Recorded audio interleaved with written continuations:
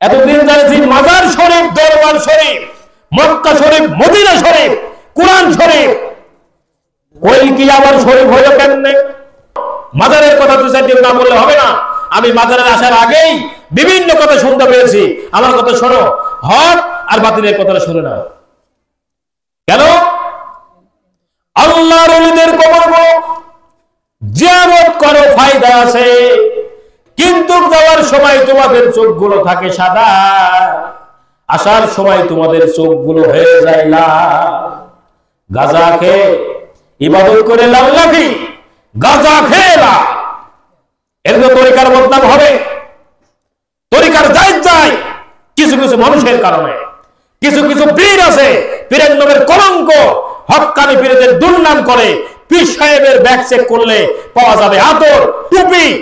এই কথা বলেন না কেন? আমার ব্যাগ, আমার পকেট চেক করেন তো দেখি কি আছে। পীর সাহেবদের পকেট চেক করলে পাওয়া যাবে। যদি আমার এই কথা যদি জবাব না দেন তাহলে মনে করবো আপনারা ওই দলের লোক।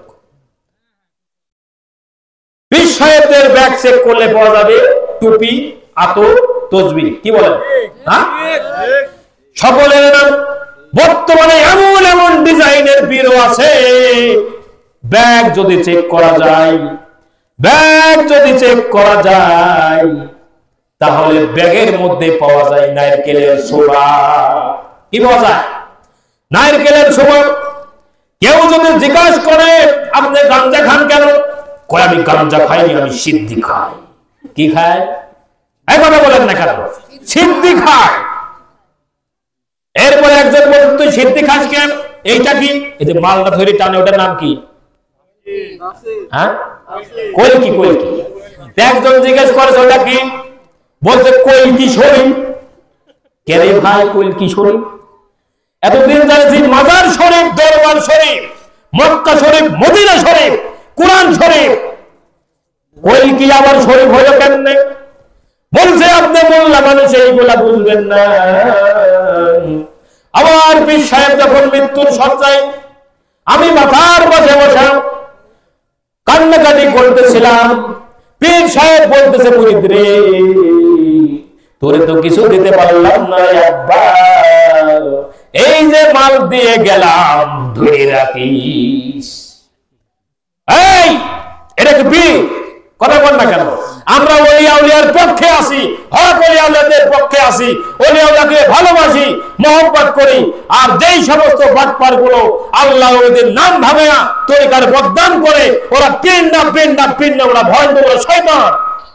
যারা সত্যের সঙ্গে মিথ্যা মিশ্রিত করে ওরা শয়তান, ওরা বোবা শয়তান, ওরা কাফের, ওরা নাকরাস।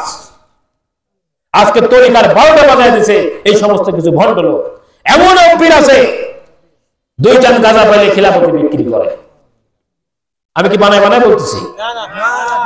2 টান গাঁজা দেবেন, 200 টাকা দেবেন, বাবা সব থেকে যে ভালো করে কি টানতে পারে ওই গায়ে খিলাফতি দেয়। এত সোজা নয়। আমি দেশের চোখে দেখেছি। এই কথা বলে আমি আলোচনা শেষ করে দেব। সঠিক নমস্কার। আমি এই বাংলাদেশে বড় হয়েছি, এটা আমার জন্মভূমি। আমার এই ইতিহাসগুলো জানতে হবে। উড়ে আসি কে জোরে এসে বলবে এটা মানা যাবে না, ওকে মানবো না। তাই আমরা হক্কানি ওলিয়া উলিয়াদের কাছে যাব, তাদের সহবতে বসবো এবং ওলিদেরকে সম্মান করব, সাহাবাদেরকে সম্মান করব, তাবেঈনদের সম্মান করব, রাসূলুল্লাহকে আমাদের সম্মানের কথা কি বলবো, আল্লাহ রাব্বুল আলামিনের শুকরিয়া জ্ঞাপন করব, আমল করব বেশি বেশি। কি করব? আমল করব বেশি বেশি। ইন্নামাল আমালু বিন্নিয়াত। আল্লাহ তাআলা সমস্ত কামের ফয়সালা দিয়ে নিয়তের উপর আমরা নিয়তটা যেন ভালো করতে পারি। আল্লাহ রাব্বুল আলামিন তৌফিক দান করুন। আমার পরবর্তী বক্তা আমি ভাই ওয়াজ করতে পারলাম না। আমি আশা করতেছি তরিকার যে তালিমগুলো আছে আপনি দিয়া তাদেরকে বোঝাবেন। আমি জীবনী বলেছি, এই জন্যই বললাম জীবনীটা, যাতে আমাদের নতুন প্রজন্ম এগুলো সে বুঝতে পারে, জানতে পারে, আর তালিমে প্র্যাকটিক্যালি যাতে বুঝতে পারে, নিজেকে নিজে চিনতে পারে। আল্লাহ রাব্বুল আলামিন তৌফিক দান করুন। সকলে বলুন আমিন। আসসালামু আলাইকুম ওয়া রাহমাতুল্লাহি ওয়া বারাকাতুহু।